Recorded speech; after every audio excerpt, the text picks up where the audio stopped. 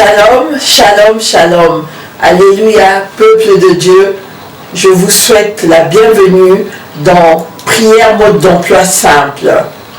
Aujourd'hui, notre sujet est tout simple. C'est l'aveuglement et le sommeil spirituel.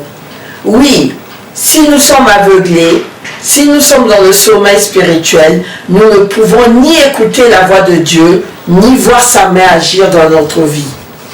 J'ai pour cela illustré ce thème par 3 passages bibliques. Avant tout, remettons ce moment entre les mains de Dieu.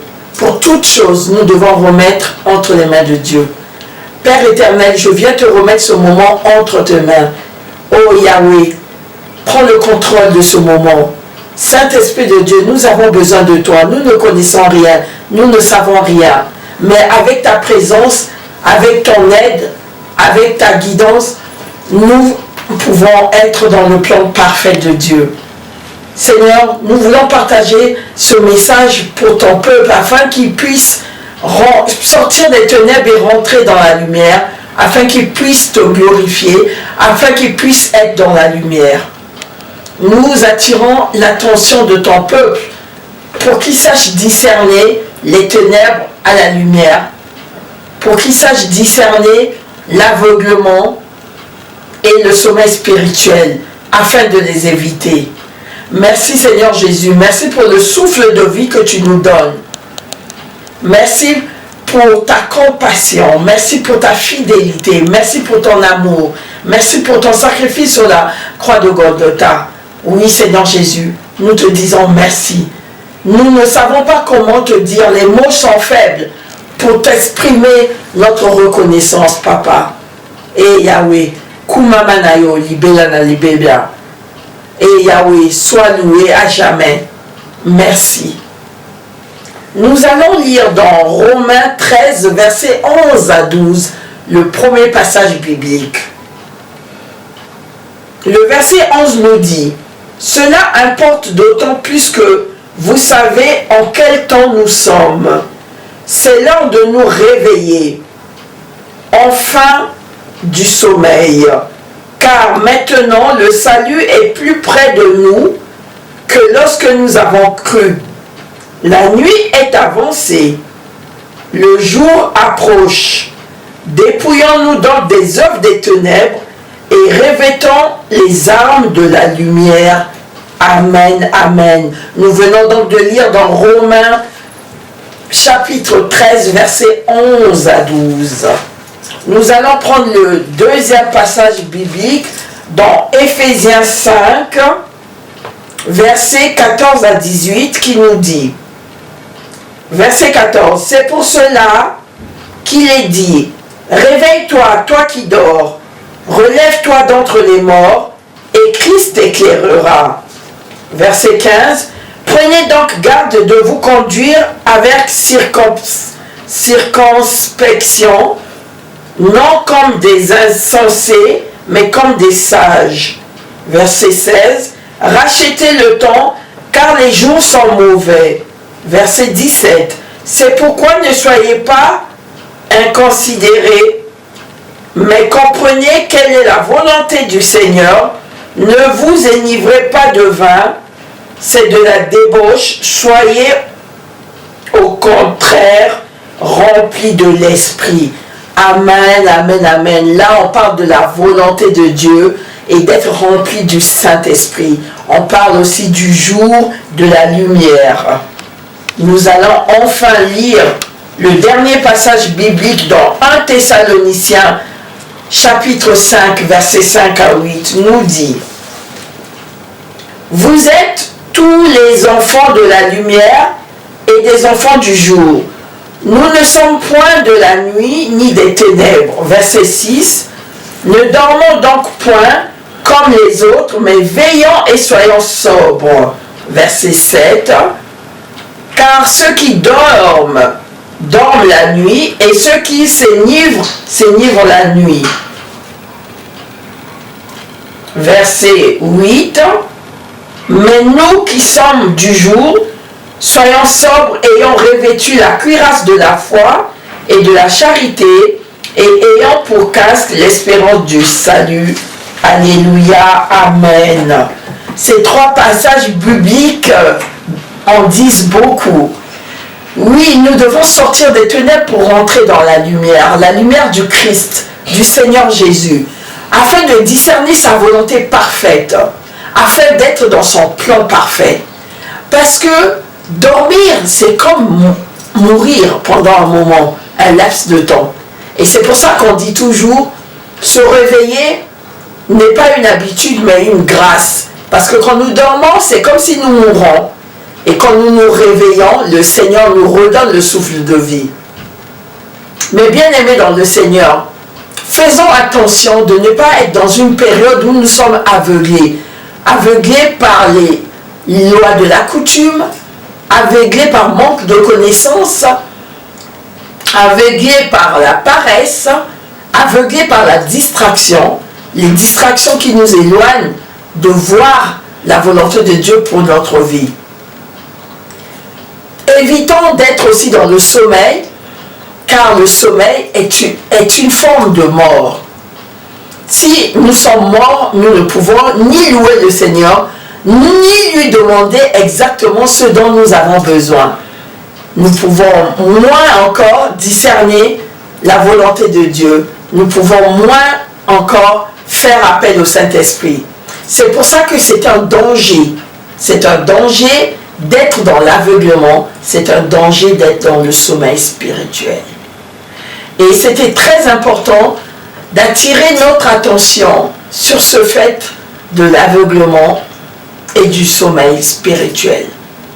Les distractions du monde nous aveuglent, nous empêchent de discerner réellement ce que le Seigneur veut de nous. Et nous empêchent même nous-mêmes de savoir ce que nous voulons demander à Dieu. Comment voulez-vous qu'il vous réponde si vous ne savez même pas quoi lui demander? Comment voulez-vous vous-même voir sa main puissante agir dans votre vie si vous ne pouvez même pas voir, même pas discerner ce qu'il fait pour nous? C'est pour ça ce danger est à éviter. Nous devons vraiment éviter d'être dans l'aveuglement. Nous devons vraiment éviter d'être dans le sommeil spirituel. L'aveuglement peut être aussi dû à notre entourage qui nous aveugle, qui nous raconte des bobards, des histoires qui ne tiennent pas debout et qui nous éloignent de Dieu. Le sommeil spirituel n'est pas facile à discerner. On peut le discerner parce qu'on n'est pas en communion avec Dieu. Si on n'est pas en communion avec Dieu, on n'est pas vif. Donc, on ne va pas réagir quand il faut pour s'éloigner des dangers, pour se réaligner dans notre destinée que Dieu a préparée pour nous, qui est toujours une destinée de merveilles, de bonnes choses, de miracles. Mais bien aimé, il n'est pas évident de vraiment discerner ce temps de sommeil spirituel et ce temps d'aveuglement spirituel. On peut y basculer facilement. Nul n'est à l'abri. C'est pour ça que nous devons veiller les uns sur les autres.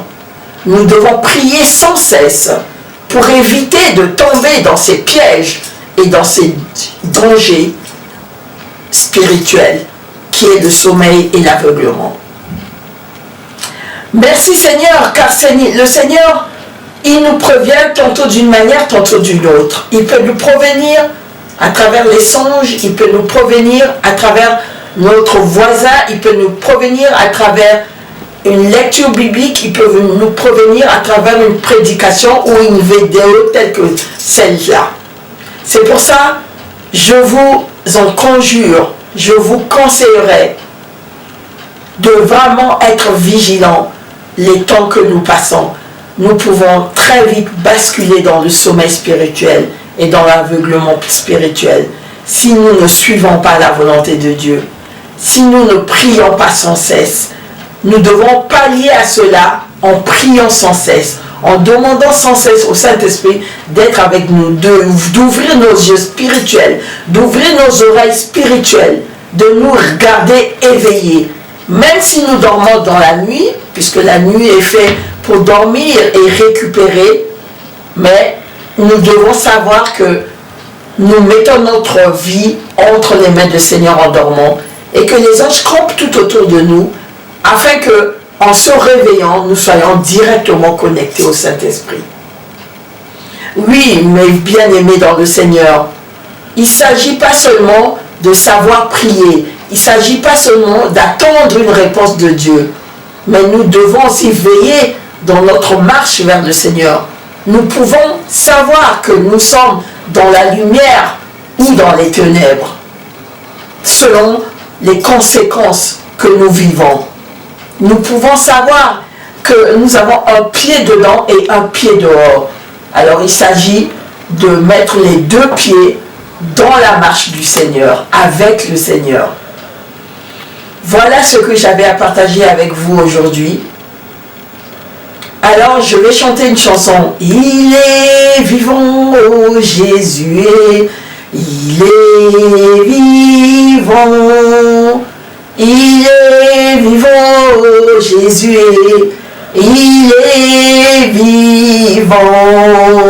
La main cachée de Jésus, la main cachée. La main cachée, c'est Jésus.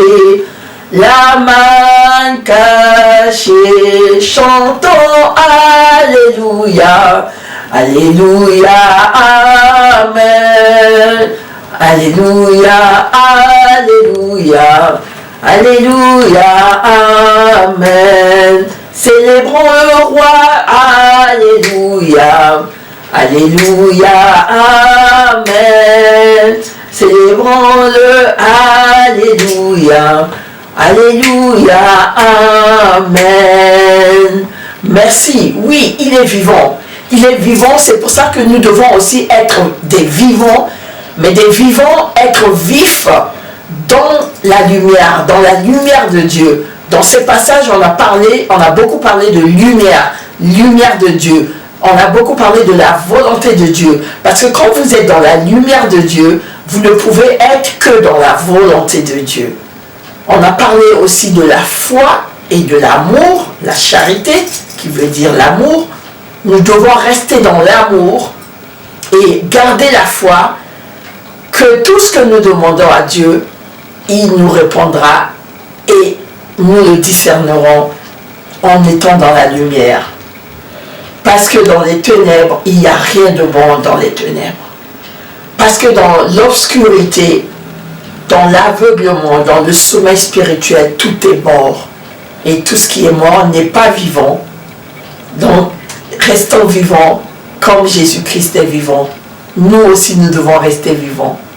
Attention vraiment à l'aveuglement spirituel et au sommeil spirituel. Restez vigilants. Soyez vifs dans la présence de Dieu afin de rester en harmonie avec le Seigneur Jésus-Christ par les temps qui courent, qui sont des temps difficiles. Ne rajoutons pas à cela la difficulté de se laisser aveugler ou de se laisser distraire. Voilà ce que j'avais à partager avec vous. Que le Seigneur vous visite puissamment. Que sa lumière inonde votre famille. Que sa lumière soit votre partage. Que son Saint-Esprit vous guide. Que son Saint-Esprit vous réveille, vous éveille. Que l'aveuglement tombe, le sommeil spirituel tombe. Que la distraction soit loin de vous. Au nom de Jésus-Christ Tout-Puissant, nous avons ainsi prié et nous disons tous, le peuple de Dieu, Amen, Amen, Amen. Voilà ce que j'avais à partager avec vous. Soyez dans la paix du Christ. Shalom, shalom, shalom.